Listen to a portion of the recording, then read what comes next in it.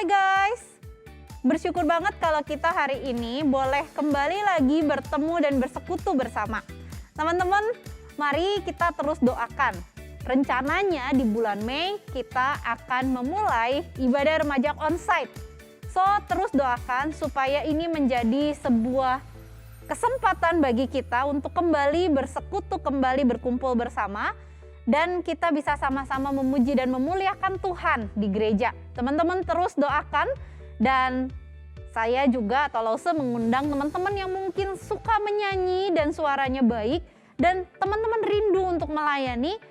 Kami sudah membuka paduan suara Fidelis yang kalau mau dibilang kita latihannya setiap minggu dari jam 8.45 sampai jam 9.45. Teman-teman kalau ada yang mau join, yang punya kerinduan untuk melayani Tuhan, untuk menyanyi bagi kemuliaan nama Tuhan, hatinya benar-benar bersyukur karena kebaikan Tuhan, let's join and come with us gitu ya. Di lantai 2 di Gedung Korem, kita dari jam 8.45 sampai jam 9.45 setiap hari Minggu kita ada latihan dengan prokes, yang berarti kita tetap pakai masker dan kita tetap jaga jarak gitu ya teman-teman. Mari teman-teman yang mau atau mau rindu join bersama dengan kami silahkan gitu ya. Boleh kontak juga dengan nomor Lause. Teman-teman, mari kita menyiapkan hati dan pikiran kita. Mari kita menyiapkan hidup kita untuk terus berjalan bersama dengan Tuhan kita yang ajaib. Tuhan yang mengasihi hidupku dan hidupmu. Tuhan yang rela mati untuk kita semua.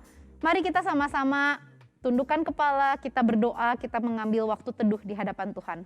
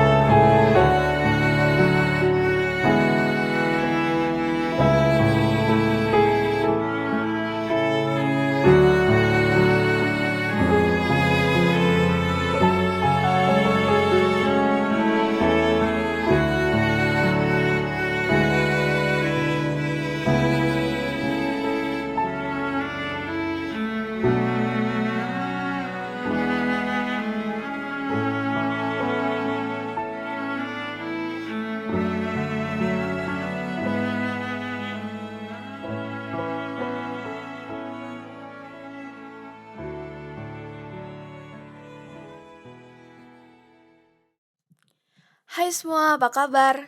Kalian ngerasa gak sih waktu berjalan cepet banget? Gak kerasa kita udah mau Paskah aja. Tapi sebelum Paskah, ada Tuhan kita yang rela mati di kayu salib untuk menebus dosa kita. Dia rela dihina, dicambuk, disiksa demi kita manusia berdosa. Kebayangkan betapa besarnya kasih Tuhan? Dia rela mati supaya kita tetap hidup. Dan waktu Tuhan berkata sudah selesai, Tuhan benar-benar telah selesai melakukan tugasnya di bumi. Tapi bukan berarti dia gak menyertai kita. Dia tetap menyertai kita sampai kapanpun dan dimanapun kita berada. Penggenapan yang sempurna atas penebusan Tuhan membuat kita menerima anugerah pengampunan. Maka dari itu, kita sebagai orang-orang yang telah menerima anugerah harus makin menyayangi Tuhan dan berusaha untuk tidak hidup dalam dosa. Aku ada ayat yang semoga menguatkan kita dari 1 Petrus 2 ayat 24. Ia sendiri telah memikul dosa kita di dalam tubuhnya di kayu salib, supaya kita yang telah mati terhadap dosa, hidup untuk kebenaran. Oleh biru-birunya, kamu telah sembuh. Dan ayat ini mengingatkan kita kalau kita harus hidup dalam kebenaran. Jangan sampai kita menyanyiakan pengorbanan Tuhan. Dan aku mau ajak kita sama-sama nyanyi lagu Above All.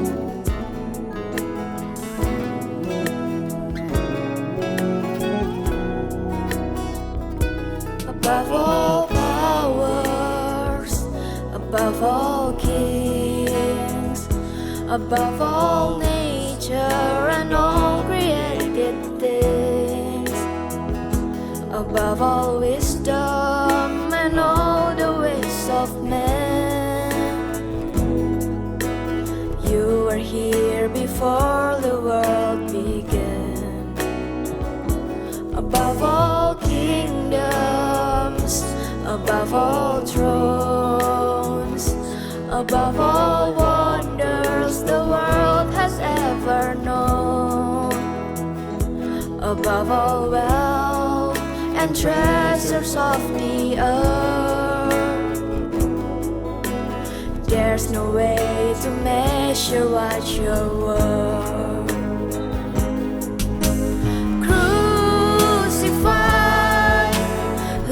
Behind a stone, you live to die, rejected and alone, like a rose trampled on the ground. You took the fall and thought of me above all, above all.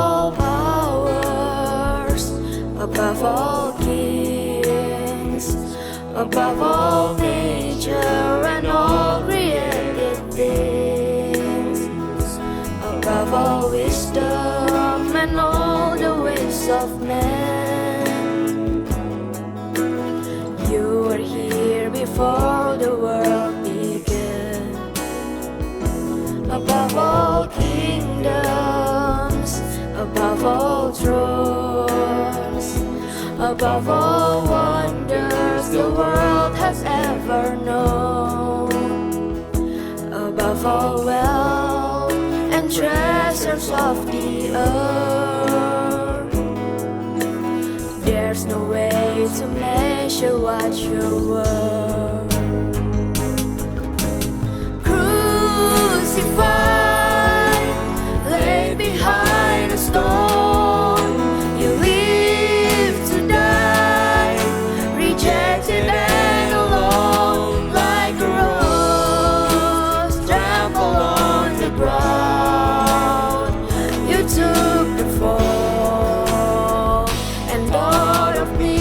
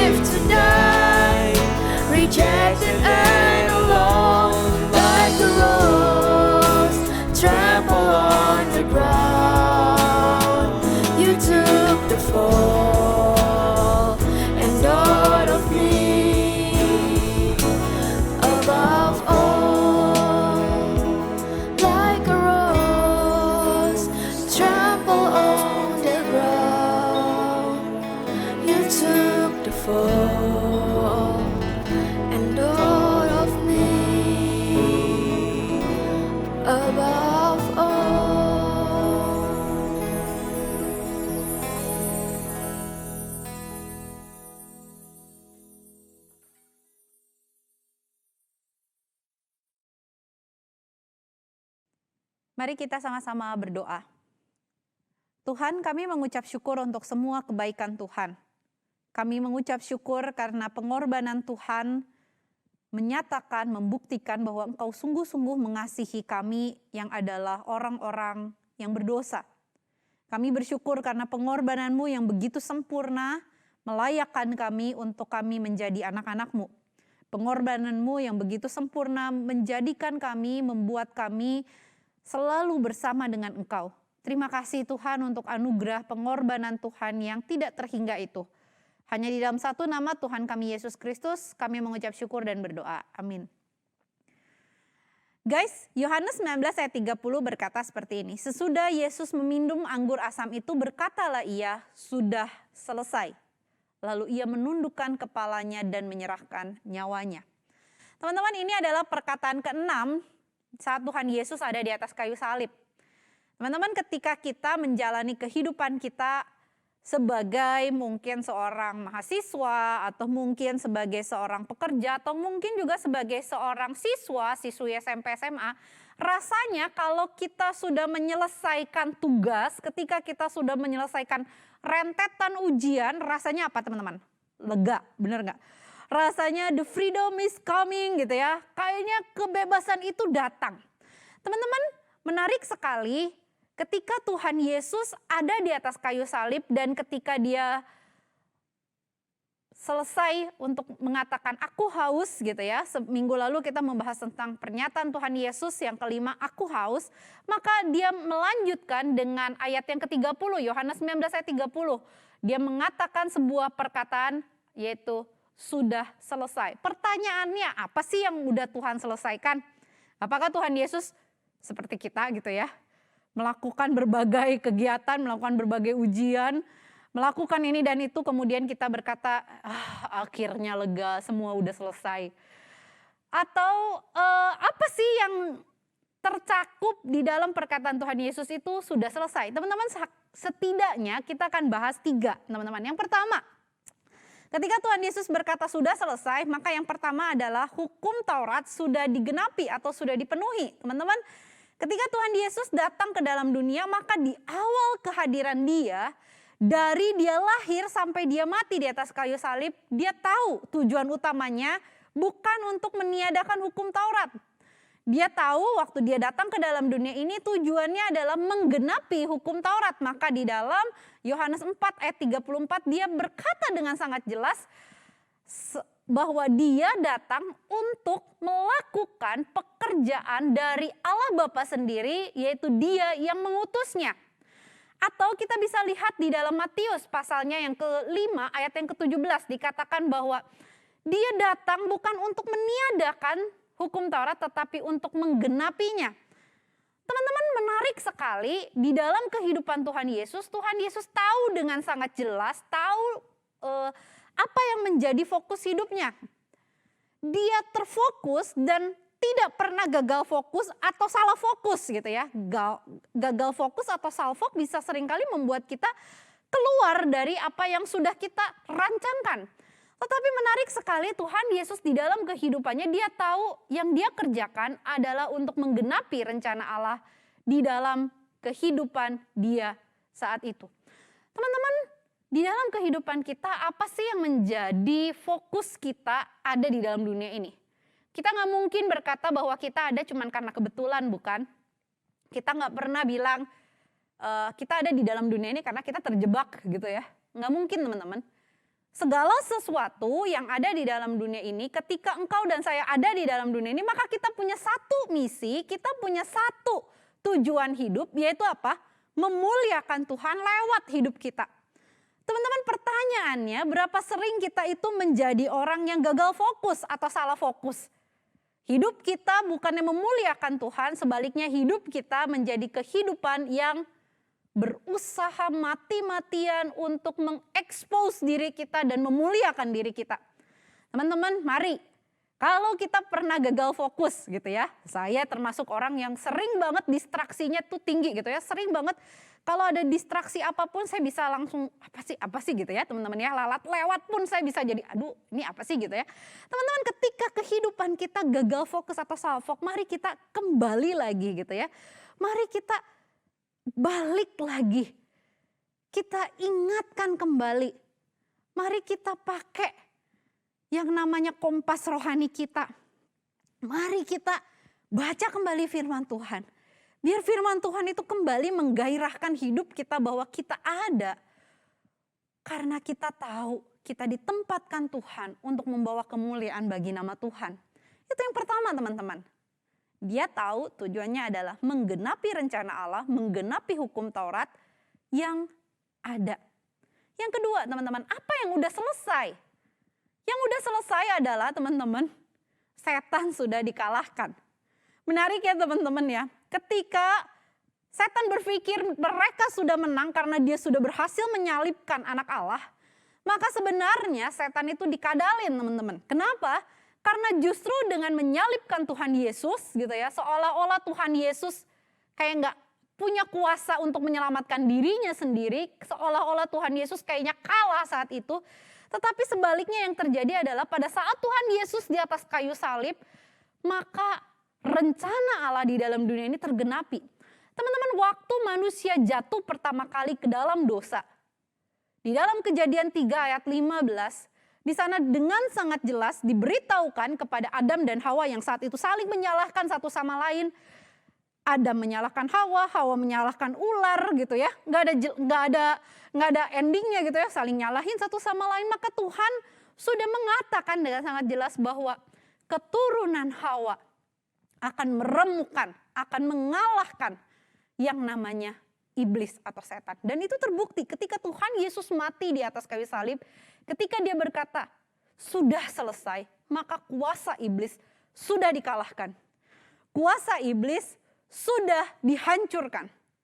Dan itu adalah kemenangan yang mutlak bagi Allah. Karena sekali lagi dia menggenapi apa yang sudah dinubuatkan bahkan sejak manusia pertama kali jatuh ke dalam dosa. Dan itu yang Tuhan Yesus kerjakan. Dia mengalahkan kuasa iblis. So apa relevansinya dalam kehidupan kita? Teman-teman, ketika di dalam kehidupan kita, sekali lagi kita mungkin tergoda dengan hal-hal yang ada di sekitar kita. Kita mungkin tergoda untuk ikut-ikutan dengan apa yang sedang tren di dalam dunia saat ini. Kita tergoda untuk quote and quote, membiarkan diri kita terjerumus masuk ke dalam dosa. Teman-teman, mari teman-teman kembali ingatkan diri kita. Aku diberi kebebasan. Aku telah dimerdekakan dari dosa bukan untuk seenaknya hidup berbuat dosa. Aku mendapat anugerah Tuhan, bukan berarti aku bisa menyia-nyiakan anugerah itu, tapi mari teman-teman pakai kebebasan itu untuk melayani Tuhan kita. Pakai kebebasan itu untuk kita memperhatikan sesama kita. Pakai kebebasan, kemerdekaan, kemenangan yang sudah Tuhan berikan kepada kita. Ketika dia sudah mengalahkan dosa dan mengalahkan si setan. Bukan untuk seenak-enaknya memuaskan keinginan daging kita. Tetapi mari, seperti Paulus bilang, dia menggunakan semuanya untuk apa? Untuk melayani sesamanya. Teman-teman, ada banyak orang-orang yang belum tahu siapa pemenang yang sesungguhnya di dalam kehidupan kita. Pemenang yang sesungguhnya bukanlah kelompok mayoritas. Pemenang yang sesungguhnya bukanlah orang-orang kuat. Pemenang yang sesungguhnya adalah Kristus yang sudah mati dan mengalahkan kuasa setan. Dan dia bangkit kembali pada hari yang ketiga. Itu teman-teman yang kedua. Dia bukan hanya menggenapi hukum Taurat. Dia bukan hanya mengalahkan setan. Dan yang ketiga, apa yang dia kerjakan atau apa yang sudah dia selesaikan adalah dia sudah selesai menyatakan cintanya kepada engkau dan saya. Dia membuktikan dirinya, membuktikan cintanya yang paling maksimal dengan cara mengorbankan dirinya. Supaya apa? Supaya engkau dan saya selalu bersama-sama dengan dia. Teman-teman, kalau kita nonton film drama Korea atau film apapun ya teman-teman ya, jelas sekali atau sering sekali diungkapkan tentang bagaimana pasangan pria dan wanita yang saling mencintai satu sama lain tapi pada akhirnya mengalami hambatan, mengalami rintangan tentang tidak disetujui dengan orang tuanya, keluarga yang berbeda atau ada pihak ketiga dan sebagainya dan sebagainya. Teman-teman, tapi yang menarik adalah dan ya kalau kita sama-sama nonton gitu ya teman-teman ya. Ketika ada halangan, ketika ada rintangan, maka selalu ada orang yang berusaha mati-matian gitu ya. Sampai akhirnya mereka itu bisa melewati rintangan, bisa melewati tantangan itu dan kemudian happy ending. Teman-teman, di dalam kehidupan kita selalu melihat hal itu gitu ya. Bahkan dari cerita anak-anak gitu ya. Teman-teman dulu ada Putri Salju, ada Cinderella dan sebagainya di zaman saya dulu gitu ya. Mungkin itu buku masih ada atau cerita-cerita itu masih beredar. Bagaimana sang pangeran melakukan segalanya untuk apa? Untuk selalu bersama dengan orang yang dia cintai. Teman-teman, Tuhan kita adalah Tuhan yang maha. Tuhan kita adalah Tuhan yang maha besar, maha ajaib, maha kuasa. Namun dia mau melakukan segala sesuatunya. Dia mengorbankan dirinya. Hanya untuk membuat engkau dan saya bisa selalu bersama dengan dia. Betapa ajaib bukan cintanya? Betapa ajaib bukan pengorbanannya? Dia bisa untuk melepaskan diri dari salib karena dia adalah 100% Allah dan 100% manusia. Dia bisa menggunakan kekuasaannya saat itu untuk menghancurkan semua orang yang menghina dia, semua orang yang merendahkan dia, semua orang yang menyiksa dia. Tapi apa yang dia lakukan? Dia rela mengorbankan dirinya. Bukan hanya untuk datang ke dalam dunia ini, tetapi untuk mati. Sehingga aku dan engkau bisa sama-sama dengan Tuhan Yesus. Teman-teman, be with you adalah sebuah kerinduan Allah untuk bersama dengan engkau dan bersama dengan saya. Dia adalah Tuhan yang mencintai kita. Dan pengorbanannya dibuktikan dengan kematian di atas kayu salib. Pengorbanannya menunjukkan cintanya yang begitu besar dalam hidup kita. Yuk teman-teman, saya ajak hari ini kita sama-sama merefleksikan dan mengucap syukur untuk pengorbanan Tuhan di dalam kehidupan kita. Dia sudah menyelesaikan apa yang seharusnya kita selesaikan. Dia sudah menanggung murka Tuhan. Dia sudah menggenapi hukum Taurat yang harusnya kita yang kerjakan, kita yang jalanin, kita yang lakukan gitu ya. Tapi dengan kasih yang besar dia menggantikan kita, dia menggenapi itu sehingga waktu kita melakukannya bukan lagi menjadi beban tetapi dengan sebuah sukacita dengan ucapan syukur. Karena Tuhan sudah melakukannya untuk kita. Dia sudah mengalahkan setan dan kuasa jahat. Dia sudah mati di atas kayu salib supaya engkau dan saya tidak lagi menanggung murka Allah tetapi bisa hidup bersama dengan dia. Teman-teman, mari kita mengucap syukur untuk hal ini. Mari kita mengucap syukur untuk pengorbanannya yang begitu ajaib. Mari kita mengucap syukur untuk kasihnya yang begitu besar dalam hidup kita. Mari teman-teman, pakai momen ini untuk mengucap syukur. Pakai momen ini untuk berterima kasih untuk ajaib dan agungnya kasih Tuhan dalam hidup kita. Yuk kita sama-sama menenangkan diri kita.